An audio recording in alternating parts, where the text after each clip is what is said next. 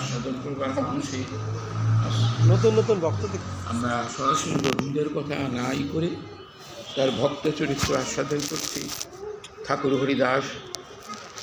হরিদাস নাম ব্রহ্মের আচার্য।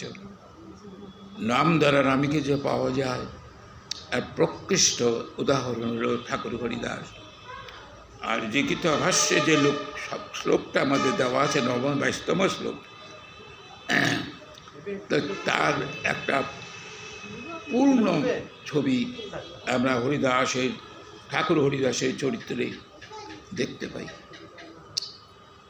সেই শ্লোকটা হলো অনন্য চিন্তয়ন্তামাং যেরা পুরুপাসতে তেষাং নিত্যাভিযুক্তানাং যোগক্ষেমম বহামিয়হম। অনন্য চিত্ত হইয়া সবসময় যারা সদা সর্বদা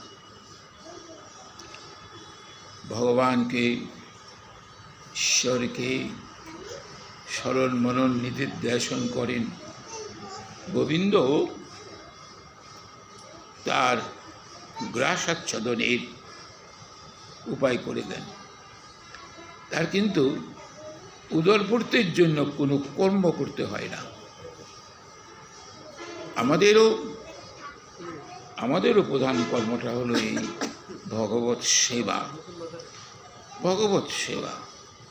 এই জন্যই জগতে আসছি, প্রাক্তন কর্মফল ভোগ করব, আর সাথে সাথে ভগবৎ সেবার মাধ্যমে নিত্যধামে ফিরে চলে যাব, আর যেন জগতে আসতে যেতে না হয়। এই জগৎটাই বড় কঠিন। রোগ, শোক, আদি ব্যাধি নানানভাবে এটা মানুষকে তিতাবের জ্বালায় প্রজ্বলিত করছে।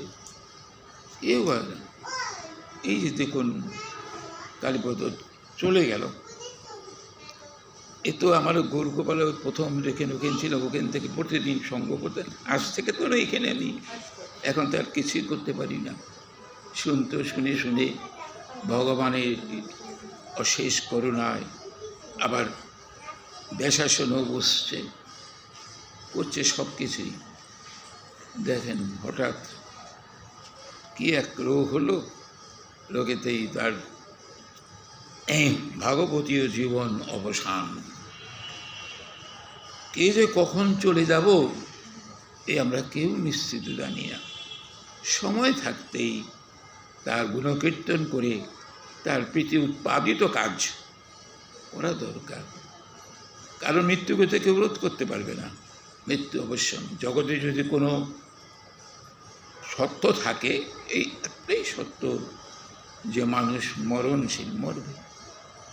সেই জন্য মৃত্যুর আগে ভগবান নিজ গুণে কৃপা করে যতটুকু আমাদের সময় দিয়েছে, আমরা তো জানি না কখন কোথায় চলে যেতে পারবো, কোন সময় যাব, জানি না কিছু। যারা অত্যন্ত ভজনশীল তারা জানতে পারে যে কখন তার দেহের অবসান হবে, সেইভাবেই তারা চলে। আমাদের তো জানা নেই। সেই জন্যই আমাদের অজানা বস্তু তখন সময় মতো তার কাছে যাওয়াই ভালো। যত পারা যায় ভগবানকে স্মরণ করুন। এর ছেড়ে দ্বিতীয়ত কোনো গতি নেই। সবেতে ফিরে চলে যাব। যাদের মায়ায় আচ্ছন্ন হয়ে মোহিত হয়ে এই সংসারের মধ্যে ডুবে আছি, সংসার ছাড়া কিছু বুঝি না, সংসার পেলেই তো চলে যাবে। আমার যারা পরমাত্মীয় তারা একটু শোক কাঁদবে, এটাই তো। আমার সাথে তো কেউ যাচ্ছে না, আমি একাই চলে যাচ্ছি। আমাকে শুধু গন্তব্যস্থানে পৌঁছিয়ে দেবে, এই তো। শ্মশানই আমার শেষ আশ্রয় স্থান, সে কিনা আমাকে দেয়। এই কথাটা যদি আমার চিন্তা থাকে সারাদিন, তাহলে খট্টাঙ্গ রাজা ভাগবতী দ্বিতীয় স্কন্ধে দেখা যায়। এই খট্টাঙ্গ রাজ খুব ভগবত ভক্ত ছিলেন এবং একজন নিপুণ যুদ্ধ কৌশলী ছিলেন। দেবতারা অসুরের দ্বারা নিপীড়িত নির্যাতিত হয়ে যখন অসহায় অবস্থায় আসছেন, তখন এই খট্টাঙ্গ রাজার কাছে গিয়েছিলেন। খট্টাঙ্গ রাজা বললেন যে আপনি আমাদের অসুরের অত্যাচার থেকে অমর লোক উদ্ধার করে দিন, আপনার যা আকাঙ্ক্ষা আমি সেটাই আমরা দিয়ে দেব। ইন্দ্রদেব বললেন, যুদ্ধ করে অমরাবতী ফিরিয়ে দিয়ে দিন। দেবতারা নিজ নিজ জায়গায় চলে গেলেন। এখন খট্টাঙ্গরাজ বললেন, আমাকে বর দিন। আপনি কি বর চান বলুন। বরটা দিতে আসছে। তখন খট্টাঙ্গরা বলছিলেন, আমি যে বর নিব, এই বর নিয়ে কি করে আমি ভোগ করব? আমাকে আগে জানিয়ে নিন যে আমার পরমায়ু কতটা সময় আছে, আমার পরমায়ুটা কতটা সময়। তখন ইন্দ্রদেব বলছিলেন, মহারাজ মুহূর্ত মাত্র আপনার আর সময় আছে। মুহূর্ত, পরীক্ষিত 7 দিন ছিল, মুহূর্ত মাত্র। তাই বলতে বল নিয়ে আর কী করবো, আপনাকে আমার জন্য এইটুকু কৃপা করুন, একটি দ্রুত যান দিন। দ্রুত যানে চড়ে খট্টাঙ্গরাজ ওই মুহূর্তের মধ্যেই সুদাম বৃন্দাবনে গোবিন্দের শ্রীপাদ পদ্মে প্রণত জানিয়ে চলে আসেন। বেশ জানলেন মুহূর্ত মাত্র, এটা জানলেন তিনি, কিন্তু আগে তো জানতেন না। জেনে নিয়েই তিনি সেইভাবেই দেবাদিদেব ইন্দ্রের কাছে সেই প্রশ্ন যে আমরা আয়ু কতটুকু, কেউ বলতে পারে না। কার কতটুকু সময় কেউ বলতে পারে না। যারা ভজনশীল সিদ্ধ দেহ তারা বলতে পারে, এবং তাদের প্রয়োজন হলে পরমায়ু বৃদ্ধিও করতে পারবেন। আর কৃষ্ণ ভক্ত যদি গোবিন্দের কাছে প্রার্থনা করে তার ভজনের জন্য আরও দীর্ঘায়ু দিয়ে দেবেন।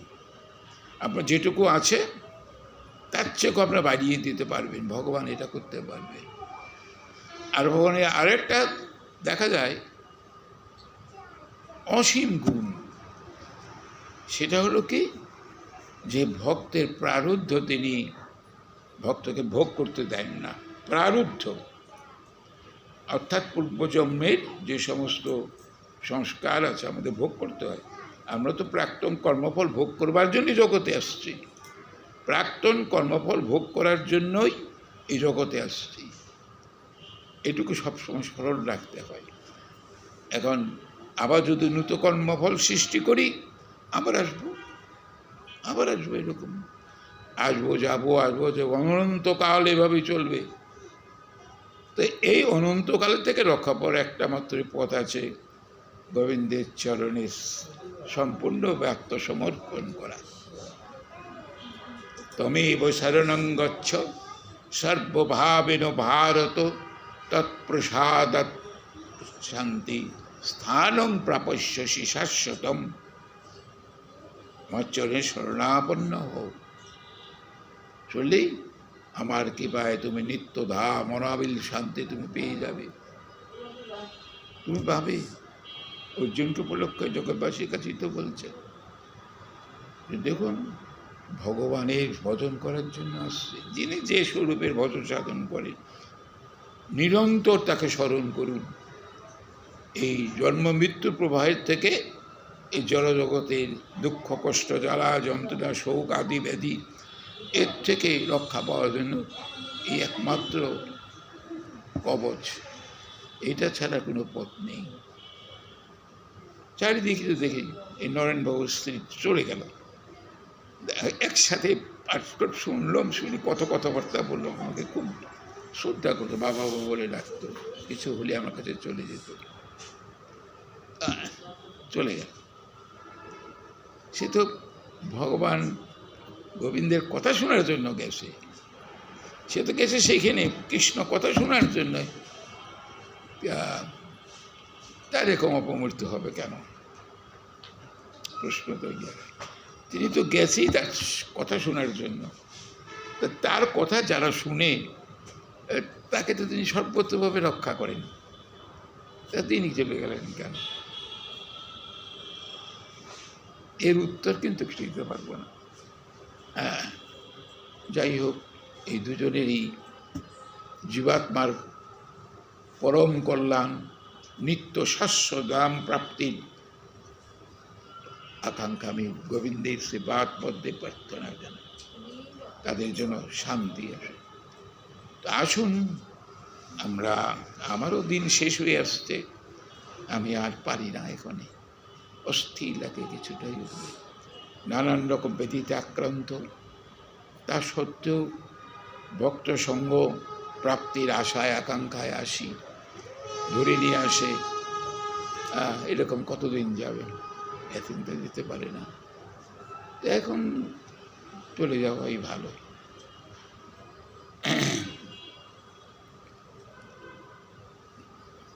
আসুন, আমরা আস্বাদন করছিলাম চৈতন্য চরিতামৃতের অন্তলীলায় নাম ব্রহ্ম আচার্যের ঠাকুর হরিদাসের মহিমা। তিনি যে কত কৃষ্ণ যে কেউ কৃষ্ণ ভক্তের কৃপা দয়াটা অনেক বেশি থাকে, আর কৃষ্ণ কৃপা ভক্ত কৃপা সাপেক্ষ। ভক্ত যদি আপনাকে কৃপা করেন, গোবিন্দের ইচ্ছা না থাকলেও করবে, কারণ ভক্তের ময়দানবকে হত্যা করার জন্য অনেক তো ময়দানবকে সাংঘাতিকই শক্তি। যখন কৃষ্ণ সুযোগ পেয়েছিল, তখন ময়দানব নিজের প্রাণ রক্ষা করার জন্য অর্জুনের কাছে চলে গেছিল, অর্জুনের কাছে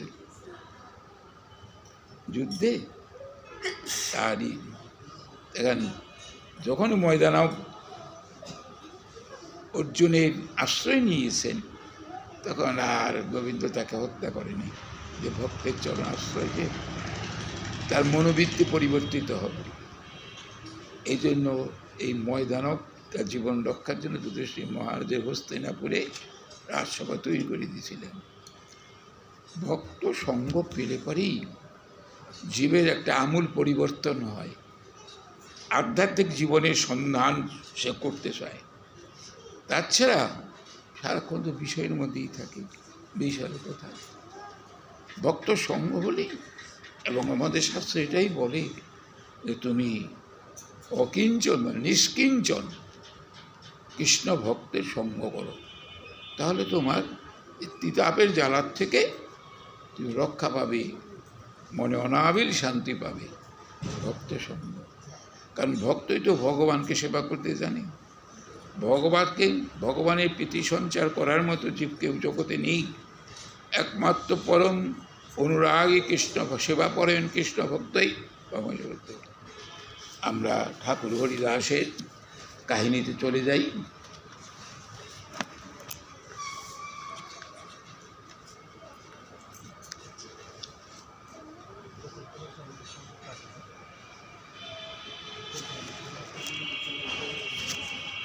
চোখেও ঠিক মতো দেখতে পাই না।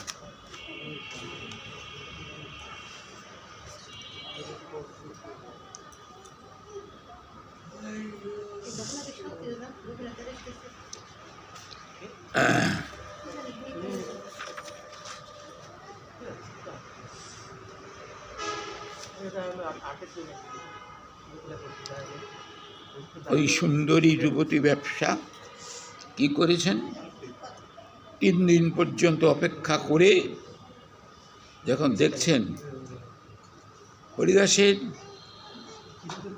চরিত্রকে হনন করার জন্য পাঠিয়েছিলেন জমিদার, তো চরিত্র তো আর হনন করতে পারেনি, বরঞ্চ উল্টো হয়ে গেছে। তার নিরন্তর কৃষ্ণ ভক্তের মুখ থেকে এই মধুরাতি মধুর কৃষ্ণ নাম শুনতে শুনতে তার জীবনের ধারে পাল্টিয়ে গেল।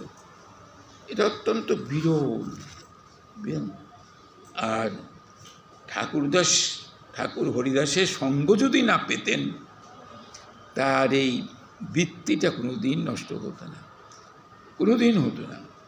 এটাও তারপরটা একটা ভগবানের কৃপা, জীবজগৎকে দেখাচ্ছেন। তা দেখুন, 3 দিন বসে একজন নামব্রহ্মের আচার্যের শ্রীমুখ থেকে কৃষ্ণ কথা শুনছেন, নিরন্তর শুনছেন, হরির নাম শুনছেন। নামে যে কত মাধুর্য, নামে যে কত মাহাত্ম্য। এই লক্ষ্য হীরার, যদি এখানে লক্ষ্য হীরা বলতে কোনো উল্লেখ নেই, কোনো উল্লেখ নেই, নাম নেই এখানে, ওই ব্যাস সেই এটাই আছে, আর কিছু নেই। লক্ষ্য হীরাটা কোথা থেকে পেল আমি জানি না।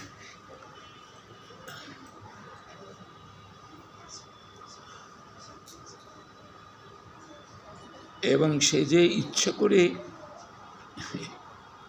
ঠাকুর হরিদাসের কাছে আসে নেই, রামচন্দ্র কবিরাজ যে তাকে পাঠিয়েছেন এটা প্রকাশ করলেন। দেখেন, তাতেও রামচন্দ্র কবিরাজের বলবো অশেষ করুণা, কারণ তাকে পাঠিয়েছে বলেই তো তার কৃপা পেলেন। আর যদি রামচন্দ্র কবিরাজ তাকে না পাঠাতেন তাহলে তার উত্তর হতো না, তাহলে তো তার সেই বৃত্তি নিয়েই থাকতো। শ্রীমদ্ ভাগবত একাদশ কোন পিঙ্গলা নামে এক আছে, এই একই জিনিস।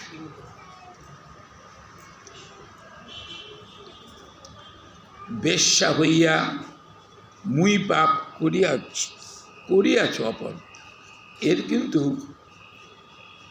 এই বেশ্যার কিন্তু প্রতি তার কিন্তু বৈষ্ণব অপরাধ ছিল না, বৈষ্ণব অপরাধ ছিল না। যদি বৈষ্ণব অপরাধ থাকতো, এই চাপাল গোপালই বলুন, আর হ্যাঁ সেই কথাই বলছি, এরা কিন্তু এদের কিন্তু বৈষ্ণব ছিল না, পুরো বৈষ্ণব। যাদের কিছু বৈষ্ণব অপরাধ না থাকে তারা তাড়াতাড়ি কৃপা পেয়ে যায়। জগাই মাদের কথা বলছে আর কি, এদের কেউ বৈষ্ণব দর্শনই হয়নি, পাবে সঙ্গ পাবে কথা, দর্শনই হয়নি। এই পতিতা তো সব ধনী ধনী লোকের মনোরঞ্জন করেছে, আর ধনী লোকে তার মনোরঞ্জনের জন্য সব কিছু করে গেছে। হ্যাঁ, কিন্তু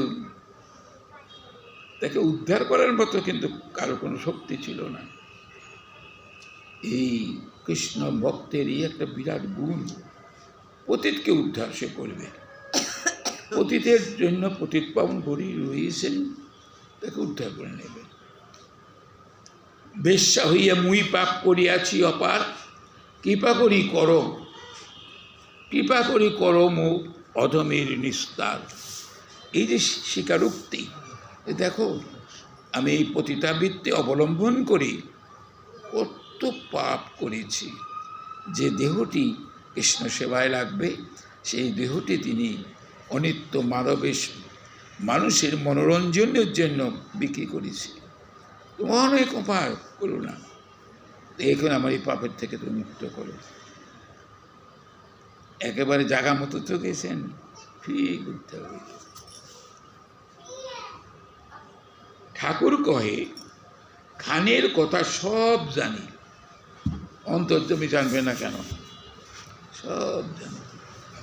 গোবিন্দ যেমন সর্বজান্তা পরম পুরুষ, তার চরণাশ্রিত পরম ভক্ত সে জানে, জানে সে। ঠাকুর কহে খানের কথা সব আমি জানি, অজ্ঞ মূর্খ সেই তারে দুঃখ নাহি মানি।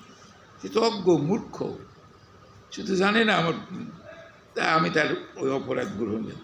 এতটা করার পরেও দেখেন ঠাকুর হরিদাস বলে তার আমি আমার গমনার মধ্যে আনি। সে যে এত বড় একটা অন্যায় কাজের মধ্যে ছিল, তার কোনো মনোবৃত্তি উদ্ধারের জন্য দেখেন না। একজন কৃষ্ণ ভক্ত কিন্তু আপনার প্রতিবিধানের জন্য কোনো কায়িক বা মানসিক শাস্তির ব্যবস্থা করবে না। সে বরঞ্চ যার প্রতি তার ক্রোধ আছে, ভগবানের কাছে প্রার্থনা করবে তার এই মন মানসিকতাটাকে পরিবর্তন করবার জন্য। ভগবানের কাছে আকুল প্রার্থনা জানাবে। সেই দিন আমি যাইতাম এ স্থান ছাড়িয়া, যেদিন তুমি প্রথম আসতো সেদিন আমি চলে যেতাম। 3 দিন রহিলাম তোমার নিস্তার লাগিয়া। আমি যে 3 দিন এখানে থাকলাম, এই থাকার উদ্দেশ্য তোমাকে এই অসৎ কর্ম থেকে, পাপ কর্ম থেকে উদ্ধার করার জন্য। কারণ তোমাকে তো এই কাজ থেকে উদ্ধার করতে পারবে না। কিছু কিছু পাপ বা অপরাধ আছে যেগুলো মোচন করা বা থেকে মুক্তি দেওয়া মানুষের পক্ষে সাধ্য হয় না কোনোদিন। কিছু কিছু আছে এরকম। তো হরিদাস ঠাকুর বললেন, রামচন্দ্র খান যা করেছে আমি সব জমি, সে মূর্খ, অজ্ঞ, তার কোনো জ্ঞান নাই, সে এটা করেছে, আমি তাকে কিছু আমার এর মধ্যে মনে করি না। তবে আমি তোমার উদ্ধারের জন্য 3 দিন থাকলাম। তো 3 দিনের প্রয়োজন ছিল কি? আগেই তো করতে পারতেন। 3 দিন আমরা সব জায়গায় 3 বার করি, সব 3 বার সংখ্যা, একদিনই তো ফিরাতে পারতেন। তাহলে এমন কিছু পাপ ছিল যে পাপটা 1 দিন বা 2 দিনের কারণে ক্ষয় হবে না। এটা জেনে শুনেই করছেন তিনি। যত কৃষ্ণ নাম শুনবেন, শুনতে শুনতে শুনতে শুনতে, আমরা তো শুনি, বলি, সবই করি, কিন্তু আমাদের চিত্তবৃত্তি কেন শ্রী গোবিন্দের সে পাঠ পাদে সংলগ্ন হয় না? কেন হয় না? চৈতন্য চৈতন্য বলছে আমাদের অপরাধের জন্য হয় না। অপরাধ, সেই অপরাধ থেকে মুক্তি পাওয়ার পথ করে দিয়েছেন, পথ করে দিয়েছেন। বেশ্যা কহে কৃপা করি করো উপদেশ, কি মোর কর্তব্য যাতে যায় ভবক্লেশ। তুমি একটা প্রতিকার করো, আমার যে এই ভবক্লেশ মানে সংসারের যন্ত্রণা, এখন আমি কি করলে এই যন্ত্রণার থেকে রক্ষা পাই, এই ভবক্লেশ আমাকে কৃপা করো। এই ক্লেশ থেকে মুক্তি পাওয়ার জন্য এই আমি আগে প্রথমেই বলছেন, বিষয়ে ছাড়িয়ে কবে শুদ্ধ হবে মন। যতক্ষণ বিষয়ে থাকবে, বিষয়ের প্রতি আমাদের জন্মান্তর যে স্পৃহা, আকাঙ্ক্ষা, এই নিবৃত্তি হবে না।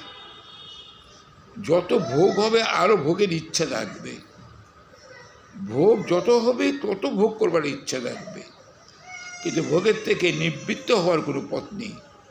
একমাত্র হরিনাম বা সাধুসঙ্গই। বিষয় ভোগ যাতে না হয়, কারণ বিষয়টাই কিন্তু আমাদের এই ভজন সাধনের পিছনে একটা বিরাট অন্তরায়। বিষয় নিয়ে আমরা চিন্তা করি অত্যাধিক। এটা কিন্তু সিদ্ধান্ত ভগবান আগেই দিয়েছেন, দেখো তোমার কিছু চিন্তা করার দরকার নেই, তোমার চিন্তা আমার কাছে আছে।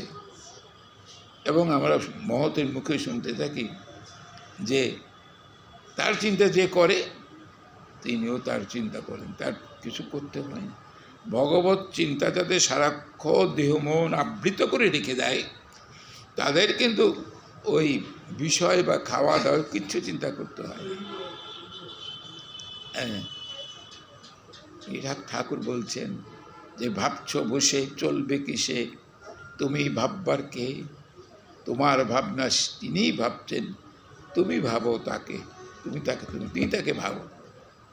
অন ভাবার চিন্তা করার দরকার নেই, কিন্তু আমাদের মন তো সেটা সেরকম মানে না।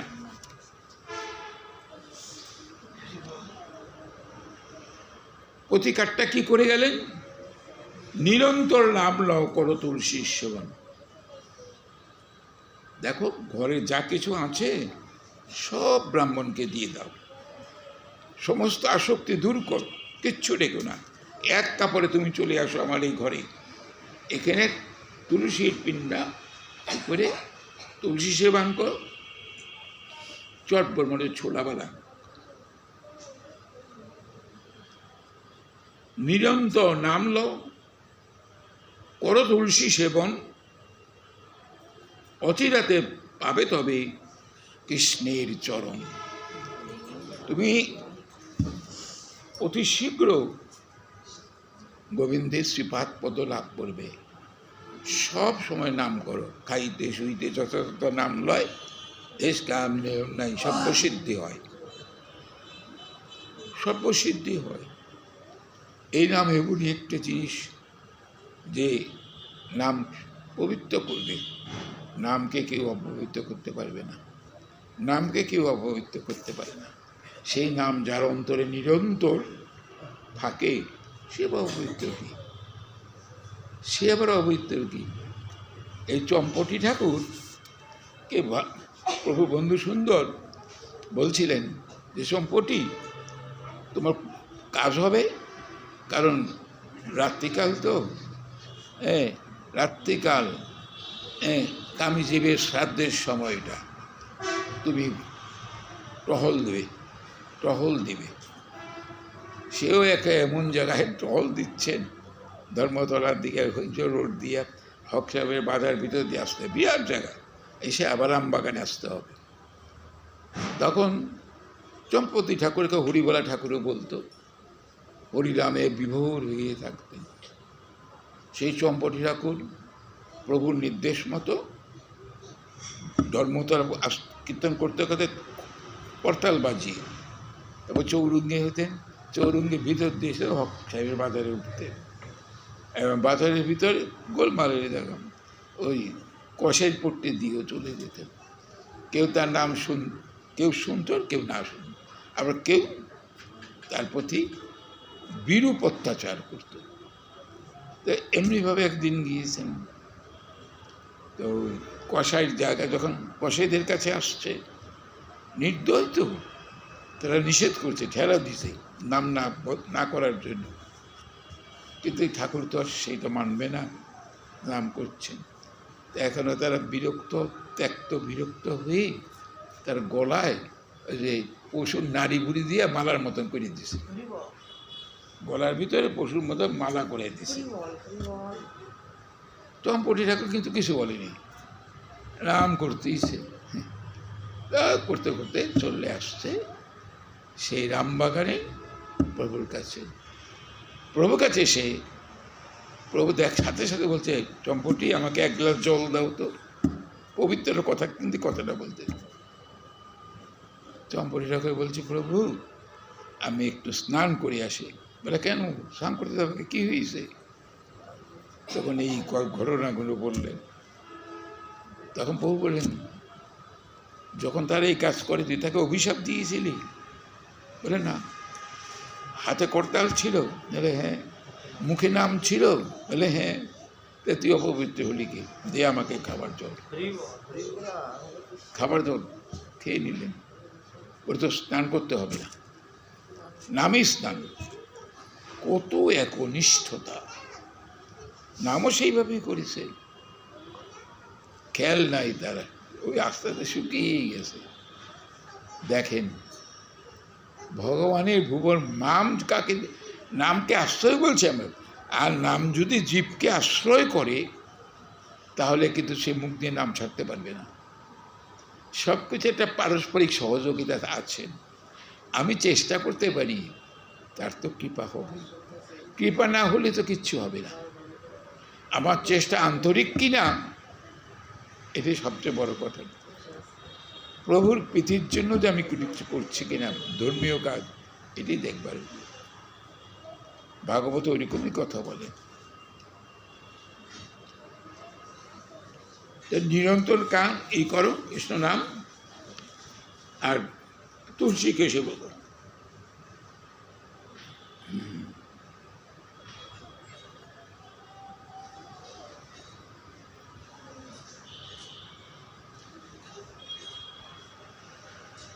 এত বলি তারে নাম উপদেশ করি, উঠিয়া চলিলে ঠাকুর বলি হরি হরি। চলে গেলে তবে সেই বেশ্যা গুরুর আজ্ঞা লইল, গৃহভৃত্য যেবা ছিল ব্রাহ্মণেরে দিল।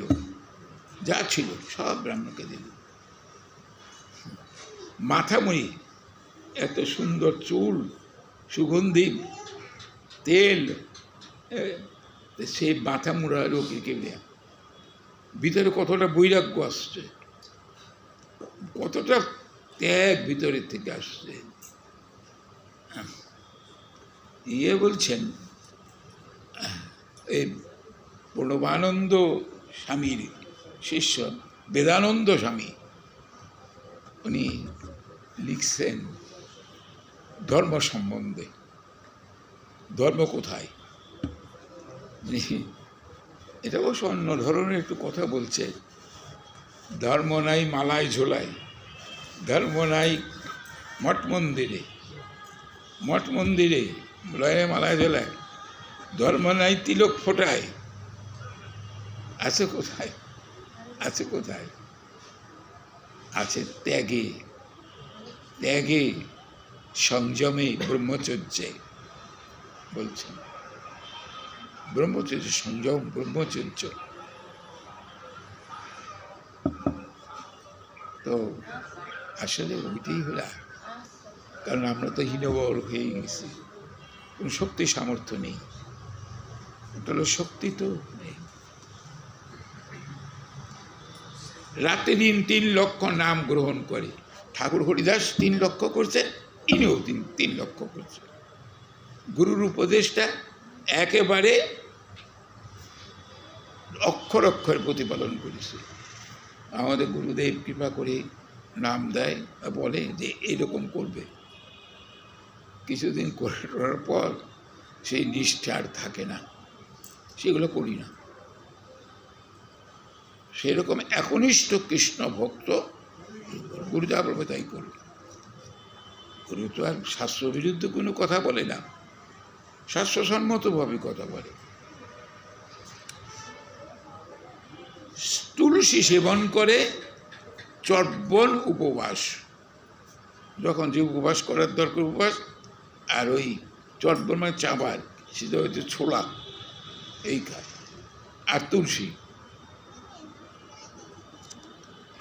তুলসী সেবন করে চর্বণ উপবাস, ইন্দ্রিয় দমন হইল প্রেমেরও প্রকাশ।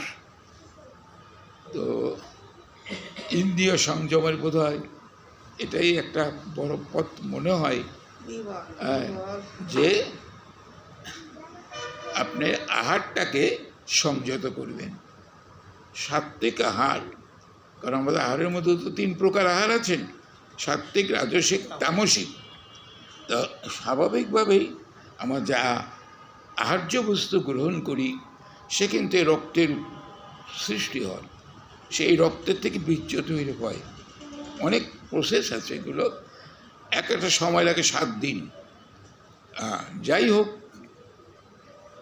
বলছেন যে আপনার সেই খাদ্যটা যদি সংযমিত হয়, মানে যেটুকু আহার, চৈতন্য চরিতামৃত এইভাবে বলছেন, যাবৎ নিগ্রহ পরিগ্রহ, যাবৎ নির্বাহ পরিগ্রহ, যেটুকু হলে তোমার ভজনীয় জীবন রক্ষা পাবে, তুমি এর বাইরে কখনো উপার্জন করতে চেষ্টা করো না। সপ্তম স্কন্ধ এই কথাই বলছে যুধিষ্ঠির মহারাজকে ঠাকুর হরিদাস। আর এই যে দেখো, যারা নাকি গোবিন্দের কৃপাপ্রাপ্ত সম্পদ, যে সম্পদ পেলে ভজন ও জীবন সুন্দরভাবে রক্ষা পেয়ে যাবে, তার অতিরিক্ত যারা উপার্জন করে তারা চোর, তারা শাস্তি পাওয়ার যোগ্য। ভাগবতে করতে তার দিচ্ছে। হ্যাঁ, ওকে ওইখানে যুধিষ্ঠির মহারাজকে গার্হস্থ ধর্ম সম্বন্ধে দেবশ্রী নারদ, ব্রহ্মচর্য, গার্হস্থ, বানপ্রস্থ, সন্ন্যাস, প্রত্যেকটা আছে, ওখানেই পাবেন। তো ওখানে সেখানে বলছেন চোর বলছে, কারণ আপনার অতিরিক্ত প্রয়োজন তো নেই, কারণ আপনি অতিরিক্ত নিয়ে কী করবেন, আপনার ফেলে দিতে হবে। বরঞ্চ যে সময়টা পাচ্ছেন ভজন করুন। বিষয়ের প্রতি প্রধাবিত হলে পরেই আপনাকে ভজন পথ থেকে সরিয়ে দেবে।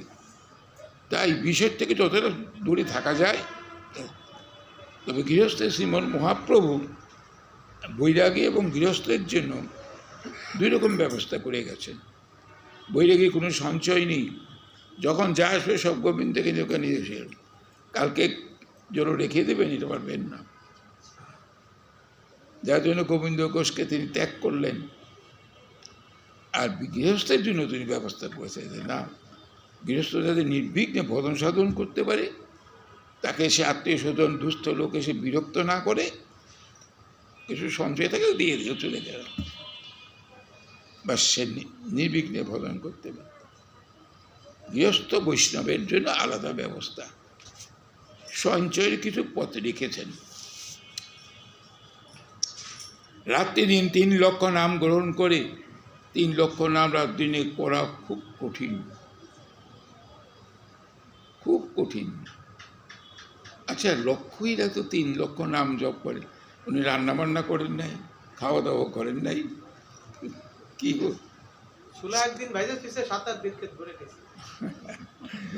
আসলে ব্যাপারটা হয় না, জি যায়, ভগবানই পাঠিয়ে দেয়, সব পাঠিয়ে দেয়।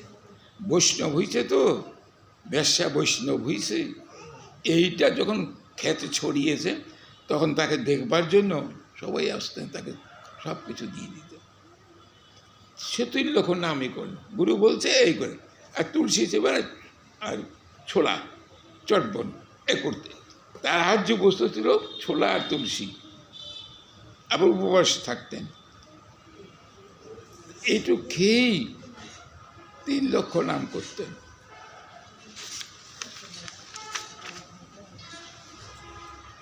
প্রসিদ্ধ বৈষ্ণবী হইলা পরম মহন্ত।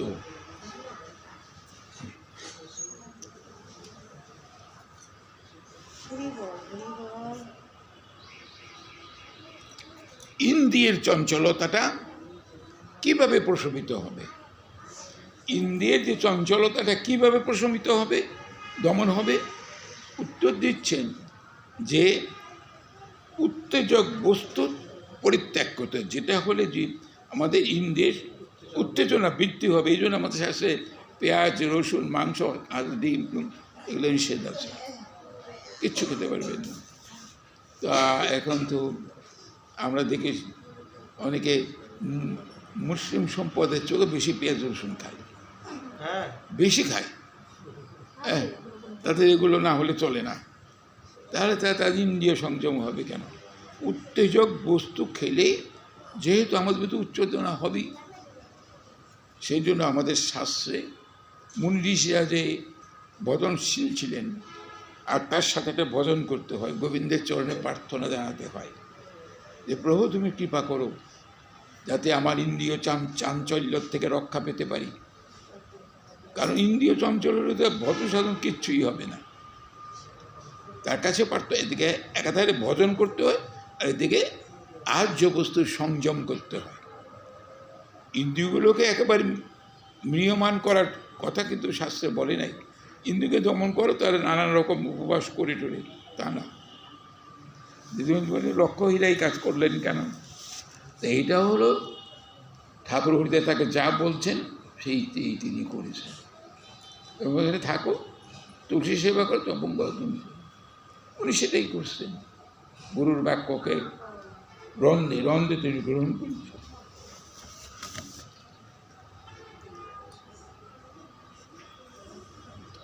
বড় বৈষ্ণব হইল তার দর্শনেতে যান। প্রসিদ্ধ বৈষ্ণবী হইল পরম মহান্ত।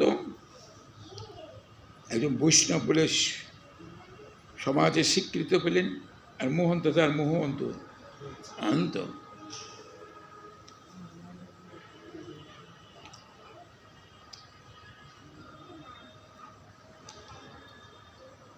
সুন্দরী যুবতী বেশ্যার এইরূপ পরিবর্তন একমাত্র হরিদাসের হইতেই, একমাত্র হরিদাসের হয়ে সকলে তাই সকলে হরিদাসের নাম উচ্চারণপূর্বক তার উদ্দেশ্যে নমস্কার ও মহিমা কীর্তন লাভ করিলেন।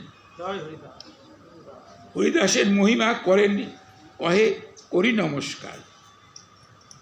যারা তাকে দর্শন করতে আসছে তারা ভাবছেন যে একমাত্র ঠাকুর হরিদাসের কৃপার অশেষ করুণায় তার এই জীবনের মহাপরিবর্তন আসছে। এজন্য বলছেন হরিদাসের মহিমা কহে করি নমস্কার। যারা যারা দেখতে আসছেন তারাই হরিদাসের মহিমা কীর্তন করছেন আর প্রণাম জানাচ্ছেন তার চরণে। সেই বীজ বৃক্ষ হইয়া আগেতে ফলিল, রামচন্দ্র খান অপরাধ বীজ রইল, অর্থাৎ রামচন্দ্র খান অপরাধের বীজ রোপণ করল। সেই বীজ বৃক্ষ হইয়া আগেতে ফলিল। যে অপরাধ করছে রামচন্দ্র খান, সেই মহা অপরাধের ফল কি এটা বলতেছে। মহা অপরাধের ফল অদ্ভুত কথন, প্রস্তাব পাইয়া কই শোনো ভক্তগণ। সহজেই অবৈষ্ণব রামচন্দ্র খান হরিদাসের অপরাধে হইল অসুর সমান। হরিদাসের প্রতি অসম্মান, তাহার চরিত্র হনন করার জন্য যে সমস্ত কাজগুলো করছেন,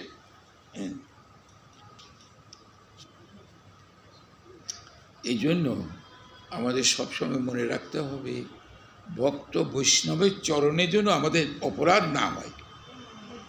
আশীর্বাদ করুক বা না করুক এটা তাদের কৃপা, কিন্তু অপরাধ যেন না হয়।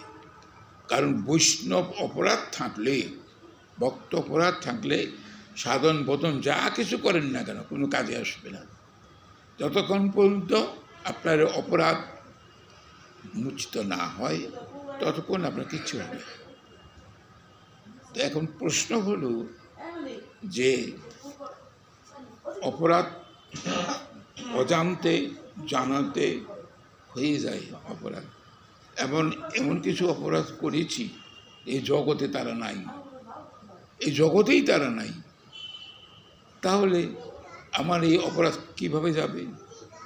আমি যার নিকট অপরাধ করেছি, যেটা আমি মানতে পারি যে আমি তার কাছে অপরাধ করেছি, এই অপরাধের জন্য আমার এই দুর্গতি, এই আমার ভজনের অনীহা, এটা যখন জানতে পারছি তখন আমার করণীয়টা কি?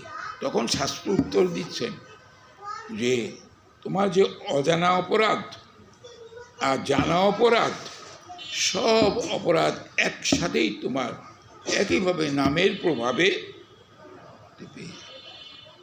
নাম কর, নামের চরণে আশ্রয় নাও, নামে।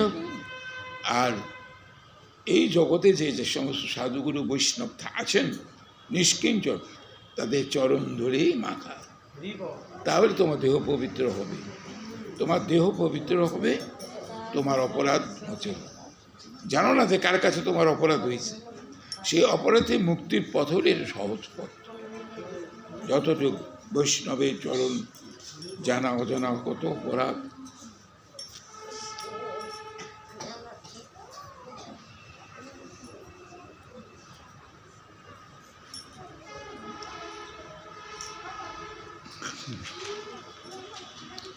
বৈষ্ণব ধর্ম নিন্দা করে বৈষ্ণব অপমান, বহুদিনের অপরাধ পাইল পরিণাম। বৈষ্ণব ধর্ম নিন্দা করে বৈষ্ণব অপমান, বহুদিন অপরাধে পাইল।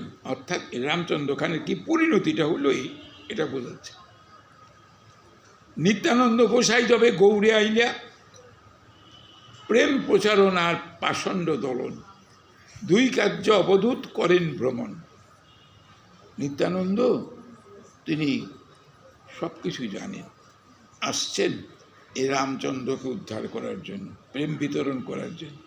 দেখেন এই সুযোগগুলো কিভাবে নষ্ট করে। সর্বজ্ঞ নিতে সব জানে কি রামচন্দ্রের যে এই সব অপকর্ম জানে, তাইলে তাকে উদ্ধার করার জন্য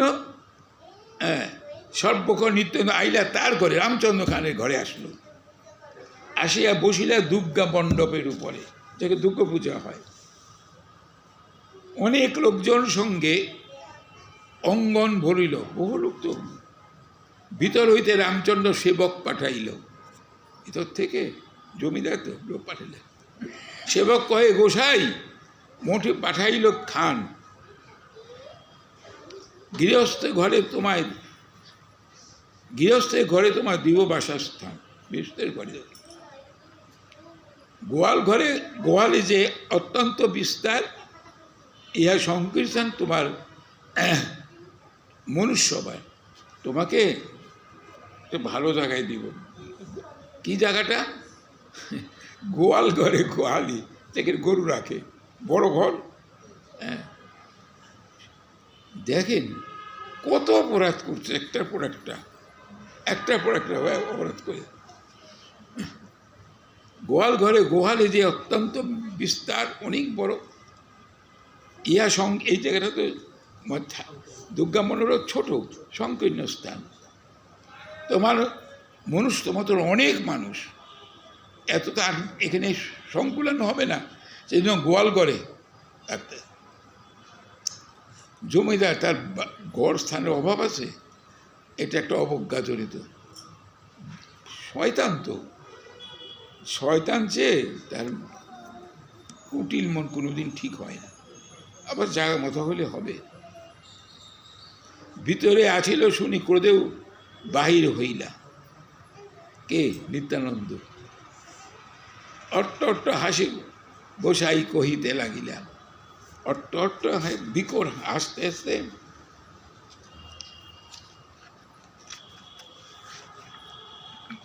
মণ্ডপের ভিতরে ছিলেন তো।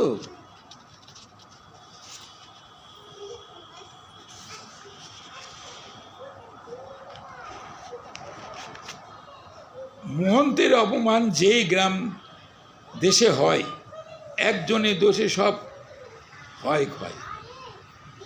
এখন অনেকের প্রশ্ন আছে যে গ্রামে বা একটা অনেক লোকই বাসে, সৎ অসৎ, ধার্মিক অধার্মিক সবাই বাস করে, কিন্তু একজন অপরাধ করলো, এখন সবাই তার ফল ভোগ করবে কেন? যে অপরাধ করছে তার ক্ষতি হোক বা তাকে সংস্কার, কিন্তু যে অপরাধ করে নাই সে কেনই, এটা প্রশ্ন যায়। একজনের দোষে সব দেশ হয় ক্ষয়। হরিদাস ঠাকুর চলে আইলা চাঁদপুরে, অর্থাৎ চাঁদপুরটা হলো ওই হিরণ্যদাস গোবর্ধন দাসের জমিদারি জায়গা। হিরণ্যদাস গোবর্ধন দাস, কারণ বিয়াম তখন ওই জায়গায় চলে আসলেন।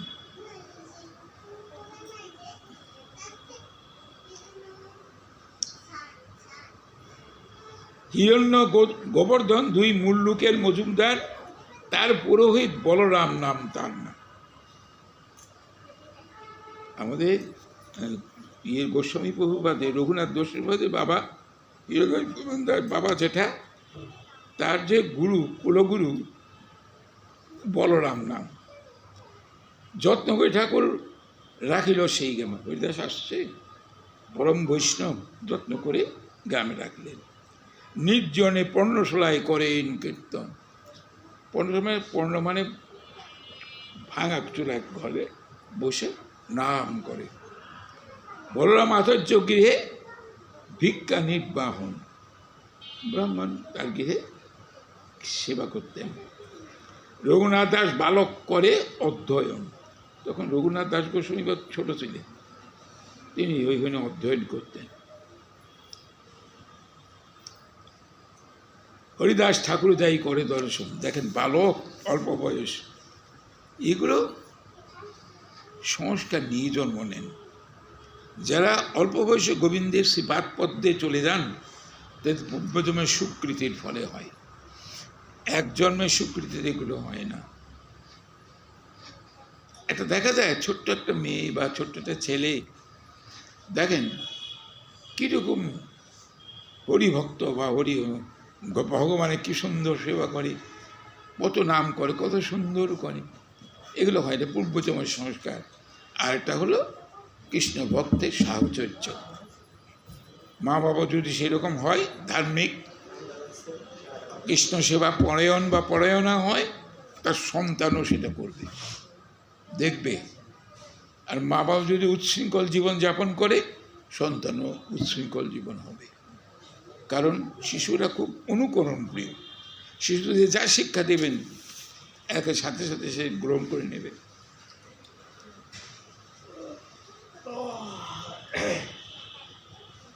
হরিদাস ঠাকুর যাই করে দর্শন, রঘুনাথ দাস ছোটকালেই মহাবৈষ্ণবের কৃপা লাভ করছেন। হরিদাস কৃপা করে তারই উপরে, হরিদাস রঘুনাথের কৃপা করে, সেই কৃপার কারণ হলো তার চৈতন্য পাইয়া। তো ওই ঠাকুর হরিদাস এই রঘুনাথ দাস গোস্বামীতে কৃপা করতে বাল্যকালে, সেটাই চৈতন্য পাওয়ার একমাত্র পথ। এই কৃপা কারণ হলো তার চৈতন্য পাইবার।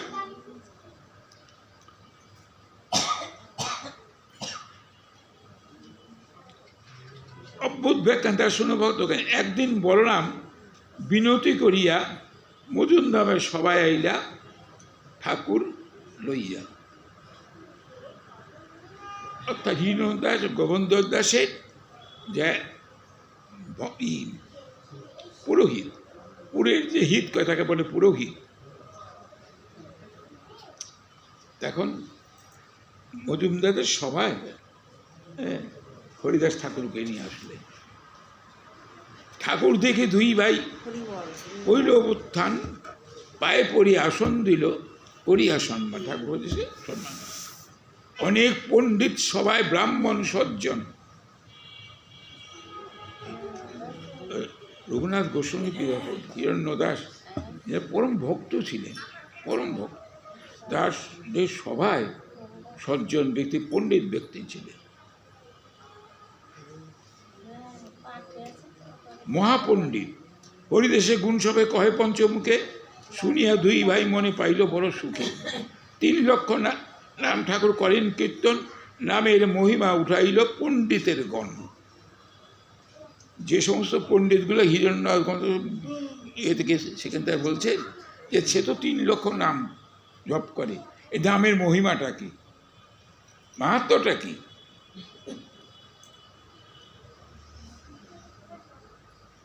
তেহ বলে, ঠাকুর তেহ বলে নাম হইতে হয় পাপ ক্ষয়, আর কেহ বলে নাম হইতে জীবের মুখ্য হয়। কেউ বলে পাপ ক্ষয় হয়, মুক্তি হয়। হরিদাস কহে নামের এই 2 ফল নহে। পণ্ডিত ব্যক্তিদের এমন কথা শুনে ঠাকুর হরিদাস বললেন, নামে শুধুই 2টা ফল নয়। ফলটা বলছে এখানে, কেউ বলছে যে মুখ্য, ওই নামে থেকে মুক্তি পাওয়া যায়, আর বলে পাপের ক্ষয় হয়। নামের ফলে কৃষ্ণ পদে প্রেম উপজয়। এত সহজে নাম প্রেম হয় না। নাম করতে করতে করতে করতে গোবিন্দের কৃপা হলে পরে, পাপ ক্ষয় হয়ে গেলে, অপরাধ মোচন হলে পরেই প্রেম আসবে। আমাদের শাস্ত্রে কিন্তু এরকমই বলে যে নিত্য সিদ্ধ কৃষ্ণ প্রেম সাধ্য কবু নয়, শ্রবণাদি শুদ্ধ চিত্তে করো এ উদয়। এই যে 3 লক্ষবার নাম করতেছেন, সে মধ্যে নামের প্রতি যদি তার কৃপা নাই হতো, আর নাম যদি তাকে কৃপা না করতো, তাই 3 লক্ষ নাম করতে পারতো? কখনই পারব। আপনি 1 লক্ষ নাম করেন না, তাই সম্ভব কিনা বলতে আমি পারি না, অনেকে করে 1 লক্ষ বার। ঠাকুর হরিয়া 3 লক্ষ নাম। আর মহাপ্রভু কিন্তু প্রকারান্তরে একটা কথা বলে গেছেন, এটা শ্রীমন মহাপ্রভু যখন নীলাচলে ছিলেন, এই রথযাত্রা উপলক্ষে সব উড়িয়ারা তার এখানে যেতেন। সেখানে মহাপ্রভুকে সেবা টেবা দিতেন, অনেক কিছু মহাপ্রভু উপদেশ নিতেন। এই যে সমস্ত বৈষ্ণবরা যান ওই নীলাচলে যেতেন, সবাই মহাপ্রভুর প্রিয় বস্তু, সেবার বস্তু সাথে নিয়ে যেতেন। সবাই চাইতেন যে তার প্রিয় বস্তুটা তুমি গোবিন্দ দাসকে বলতেন যে তোমরা দিয়ে দেবে, এটা বলতেন। তা একদিন এ নিয়ে অনেক ঘোরাঘুরি হচ্ছে, দিতে পারেন। গোবিন্দ দাস প্রতিদিন প্রভুকে দেয়, বলে রেখে দাও, পরে খাবো, পরে একসাথে পরে। তখন একদিন এই বৈষ্ণব সমাজে বলছেন যে দেখো আমি তার গৃহেই খাই, সেবা নেই। কার গৃহে? যার লক্ষ মুদ্রা আছে, লক্ষ মুদ্রা যারা আছে তার গৃহে আমি সেবা নিই। তো সেবা নিয়ে লক্ষ মুদ্রা। তো এখন বলছেন, প্রভু আমরা বুঝি রাখি, আমাদের তো কিছুই নেই, আমরা 1 লক্ষ মুদ্রা পাবো কোথায়? আরে সেই মুদ্রার কথা বলি নাই, বলছে তারা নাকি লক্ষবার জপ করে তার গৃহে আমি গ্রহণ করব, লক্ষবার। এবং আমি তাড়াতাড়ি লক্ষবার করার চেষ্টা করব, তাড়াতাড়ি জপটা শেষ হয়, সংখ্যাটা তাড়াতাড়ি শেষ, তাতে তুমি কাজ হবে না।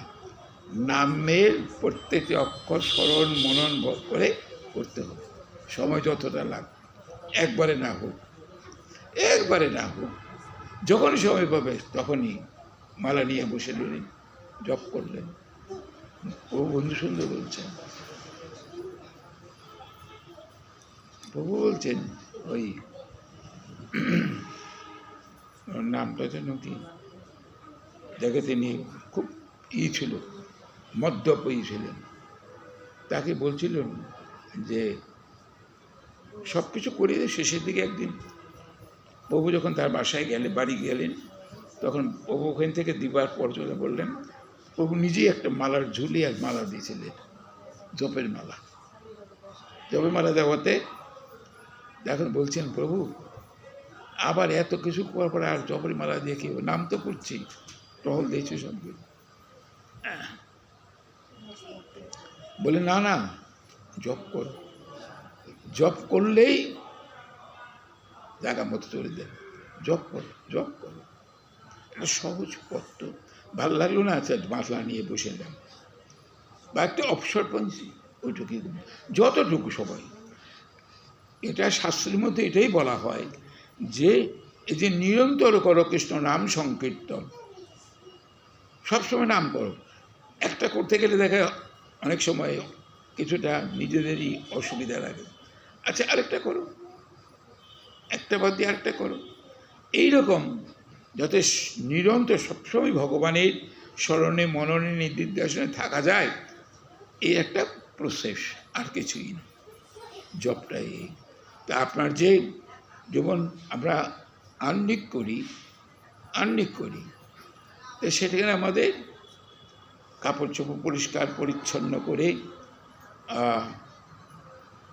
আসন শুদ্ধি করে, ভূত শুদ্ধি করে, তারপরে নাম করতে হয়, জপ করতে হয়। কিন্তু মালায় তো কিছু না, এইসব লাগে না, কিছুই লাগে না, কোন মতো হাত পাটা ধুয়ে পরিষ্কার করে ব্যাস হয়ে গেল। আর যদি আপনি নামের ভিতরেই থাকেন তো কোনো প্রশ্নই নেই, সেবার ভিতরে। আবার অনেকে দেখেন যে বাইরে চলে গেছে, মালা নিয়ে যায়নি, সংখ্যাটা পূর্ণ করবে কি করে? হয়তো এসে করবে, আর না হলেও ওইখানেই জপ করতেছে। গণিগুলো যোগ করা যায়, ওটাও করা যায়, কোনোটাই অসুবিধা নেই। আসলে নিজের ইচ্ছাটা থাকা দরকার। আমি 1 লক্ষ নাম জপ করব, এটা তো অভিমান না, বা আমার মুক্তির জন্য। মহাপ্রভু বলে গেছেন, দেখি নামের কৃপা হয় কিনা, নামের কৃপা হয় কিনা, এটাই। কিন্তু আমার অভিমান আমি লক্ষ নাম করি, এটা ঠিক না। নিতাই গৌর সীতানাথ প্রেমানন্দে। হরি হরি বল।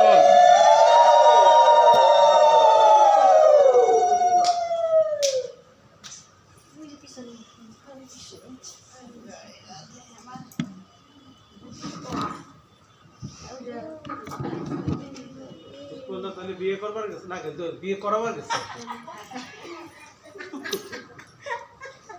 আর ম্যানেজ ওয়াটার মানুষ আর করলেই কি অসুবিধা আছে? না না, তাকে সাইডটা করার অনুমতি, সেটাই তুই দিই করি। তাকে সাইডটা যাও, নাহলে উনি গাইছি দিই।